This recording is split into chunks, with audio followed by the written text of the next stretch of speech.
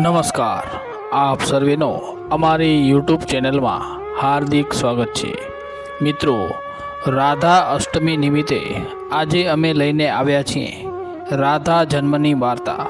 ધાર્મિક ગ્રંથો અનુસાર ભાદરવા માસના શુક્લ પક્ષની અષ્ટમી તિથિએ રાધા જન્માષ્ટમીનું પર્વ મનાવાય છે। એવું માનવામાં આવે છે કે આ દિવસે વ્રજમાં શ્રી કૃષ્ણના પ્રિય રાધાનો જન્મ થયો હતો। બ્રહ્મ વૈવર્ત પુરાણ અનુસાર રાધા પણ શ્રી કૃષ્ણ જેવા જ શાશ્વત અને અજન્મી છે। તેમનો જન્મ માતાના ગર્ભથી નથી થયો। આ પુરાણમાં દેવી રાધાના જન્મથી જોડાયેલી એક સુંદર વાર્તાનો ઉલ્લેખ મળે છે।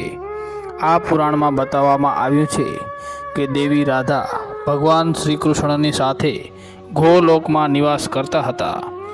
એક વખત દેવી રાધા ગોલોકમાં નહોતા ત્યારે શ્રી કૃષ્ણ તેમની બીજી પત્ની વિરજા સાથે વિહાર કરતા હતા।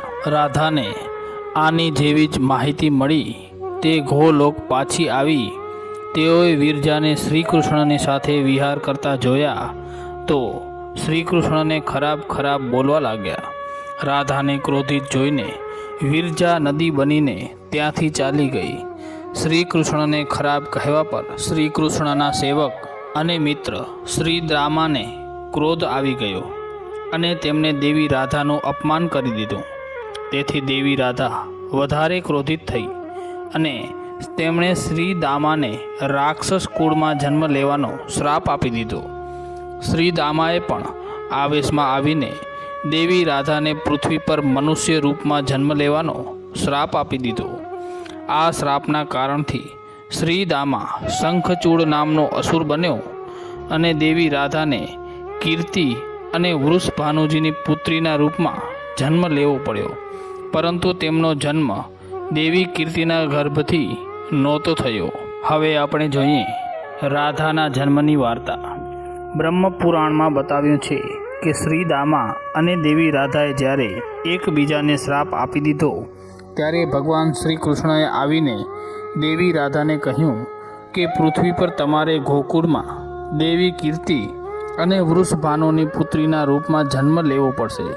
ત્યાં તમારા લગ્ન રાયણ નામના એક વૈશ્ય સાથે થશે અને સાંસારિક રીતે રાયણની પત્ની કહેવાશો। રાયણ મારો જ અંશ હશે। રાધાના સ્વરૂપમાં તું મારી પ્રિયા બનીને રહીશ અને કેટલાક સમય સુધી તમારો મારો અણગમો રહેશે। તે પછી ભગવાન શ્રી કૃષ્ણએ કહ્યું કે હવે તમે વૃષભાનુના ઘરમાં જન્મ લેવાની તૈયારી કરો।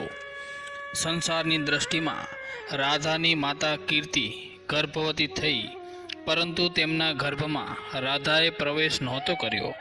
કીર્તિએ પોતાના ગર્ભમાં વાયુને ધારણ કરી રાખ્યો હતો અને યોગ માયાના સહયોગથી કીર્તિએ વાયુને જન્મ આપ્યો, પરંતુ વાયુના જન્મની સાથે જ ત્યાં રાધા કન્યા સ્વરૂપમાં પ્રગટ થઈ ગયા।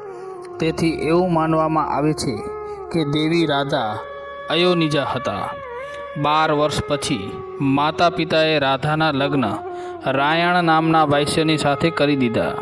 તે સમયે રાધા ઘરમાં પોતાની છાયાને સ્થાપિત કરીને સ્વયં અદૃશ્ય થઈ ગયા હતા। તે છાયાની સાથે જ રાયણના લગ્ન થયા। કેટલાક સમય સુધી શ્રી કૃષ્ણ વૃંદાવનમાં શ્રી રાધાની સાથે આમોદ પ્રમોદ કરતા રહ્યા। આ પછી શ્રી દામાના શ્રાપના કારણથી તેમનો વિયોગ થઈ ગયો। આ દરમિયાન શ્રી કૃષ્ણએ પૃથ્વીનો ભાર ઉતાર્યો। 100 વર્ષ પૂર્ણ થયા બાદ તીર્થયાત્રાના પ્રસંગથી શ્રી રાધાને શ્રી કૃષ્ણના દર્શન કરવા મળ્યા। તે પછી શ્રી કૃષ્ણ રાધાની સાથે ગોલોકધામ પધાર્યા। મિત્રો, આ વિડીયો આપને ગમ્યો ને? બસ એવું જ કંઈક નવું જાણવા માટે અમને સપોર્ટ કરતા રહો અને આ વિડીયોને વધુમાં વધુ શેર કરો અને લાઈક કરો। અને આપે હજુ સુધી અમારી આ ચેનલને સબસ્ક્રાઈબ ના કરી હોય તો જરૂરથી સબસ્ક્રાઈબ કરી અને બાજુમાં આપેલ બેલ આઇકન પ્રેસ કરી દો। ધન્યવાદ। મળશું નેક્સ્ટ વિડીયોમાં।